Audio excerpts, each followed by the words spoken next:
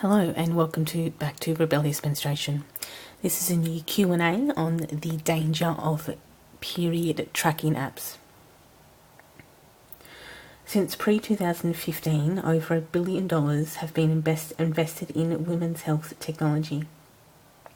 And it is estimated to be worth, or this industry is estimated to be worth over $60 billion in just over 5 years.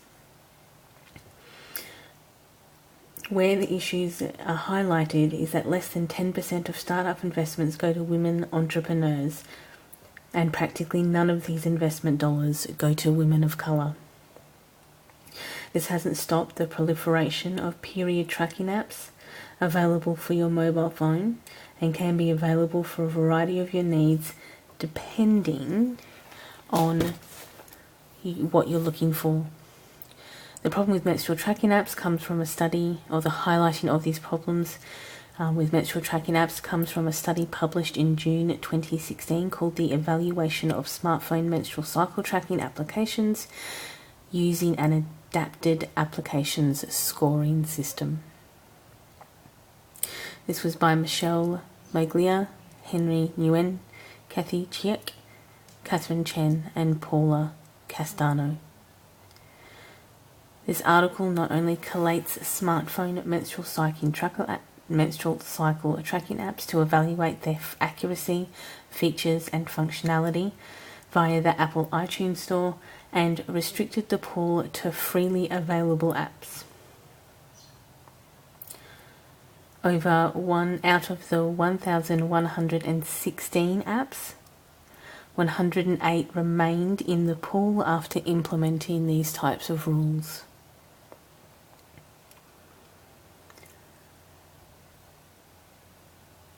When evaluated for period and ovulation cycle, approximately 95% of these apps were inaccurate.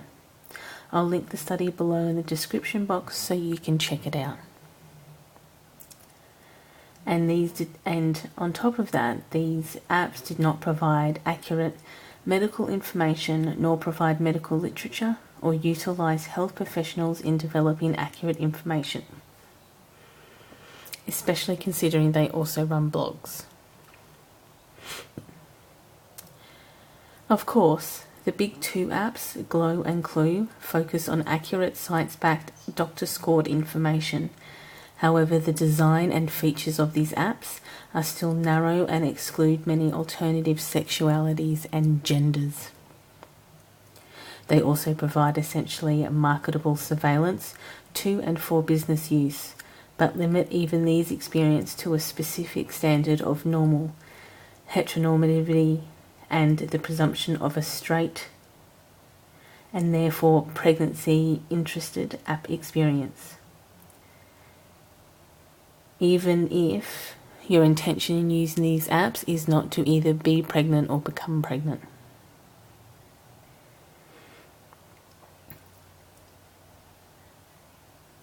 What is often presented as general or gender-neutral technology is more often specifically coded as male. Apps explicitly market at women, gain limiting sexist, but are performative in limiting and sexist assumptions, such as excluding queer, partnered, infertile women who choose not to procreate, gender-neutral, and trans people. The only people period apps are marketed at or to are straight cishet women identifying sexually active, partnered, middle income and up women who aim for better fertility and children. Outside of this, period apps can limit any other affirming identity. While these apps can track sexual activity, they require protection such as condoms, withdrawal, morning after pill or hormonal birth control. Therefore, these presumptions automatically exclude any of the aforementioned categories and are seemingly unable to understand same-sex partners will not have or create unplanned pregnancies. It will also be unable to track accurate fertility windows. Out of the top 53 websites and smartphone apps, only 4 in total accurately predicted the fertility cycle. So obviously, if you are depending on these apps to tell you your fertility window, whether to avoid or get pregnant, most of them are inaccurate. These apps are often unable to track irregular cycles or even inconsistent periods, these apps are often unable to track irregular or inconsistent cycles, or even with consistent periods that are under 20 days or over 35 days. The inability to modify data outside of the technologically, medically defined standard of between 21 and 32 days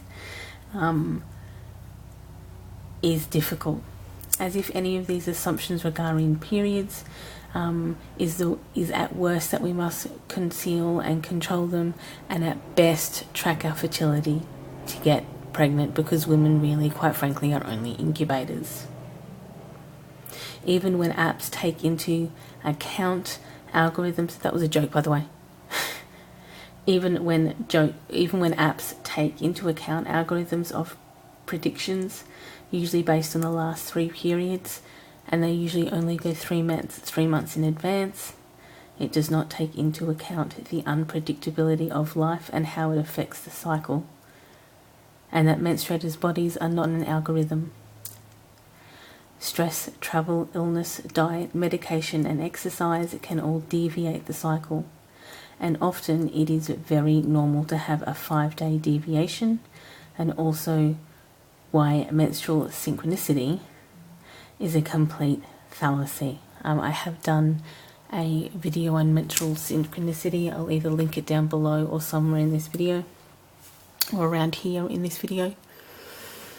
Okay, however, all is not lost. I have data going back to 2013 with tracking my menstrual cycle.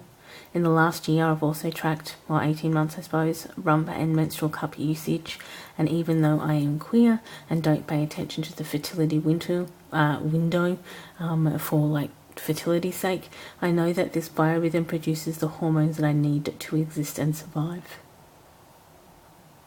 Clue at this stage does not share their data with marketers, but does a lot of research jointly with the Kingsley Institute and universities on understanding certain medical issues such as endometriosis and debunking menstrual myths. The outcome of this is to be very aware of the ethics of the company that produces the app that you want to use, and your intention in using it. For argument's sake, my intention in using it was to track my menstrual cycle, not to actually be bothered about my fertility angle. Also, these apps allow you to track track your cycle and report back the issues you may have to your medical professional if necessary. You can also report any issues in using the app, like tracking issues, inability to correct the data input, algorithm updates, and the misogynistic, sexist, homophobic and transphobic assumptions that all women identifying as such or using these apps will have a male sexual partner and therefore be required to use protection that would require them not to get pregnant. And also maybe some of these apps I have, not ones that I've used, but some of these apps essentially sexually shame women, it would appear, for having sex. But report all of these back to the company. Thank you for watching. Enjoy and listening, I suppose. Enjoy your morning, afternoon, or evening, depending on where you are in the day. And I will see you all in the next video. Bye, everyone.